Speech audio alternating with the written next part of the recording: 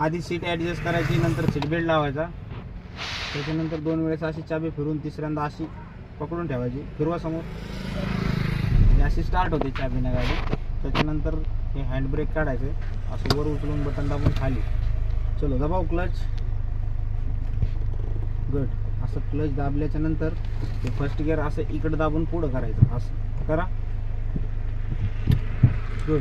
आणि हळूच क्लच थोडा थोडा थोडा थोडा लूज करायचा आणि स्टेअरिंग पण ॲडजस्ट करायचं त्याच्यासोबत. ओके, खालीवर पकडायचं नाही, व्यवस्थित असं सेंटरमध्ये पकडायचं, हात असं इथे असला पाहिजे जॉईंटवरती, थोडा थोडा एक्सलेटर द्यायचा, दबाव क्लच, सोडो धीरे धीरे, पूर्ण सोडायचा क्लच, नंतर एक्सलेटर द्यायचा. हां, या व्हाईट लाईनवरती छोटे छोटे जे गट्टू आहेत ना, याच्यावर चालवायची नाही गाडी, असं इकडे सरकायचं, इकडे अडचण असली तर राईट साईडला फिरून परत आपल्या आपल्या बाजूने चालवायची.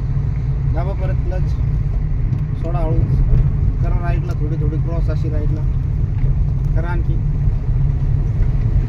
Good, very good. झाड पाहिजे, लागलं नाही पाहिजे, थोडं राईटला सरकायचं, टू व्हीलर यायच्या आधी परत आपल्या बाजूला सरकायचं.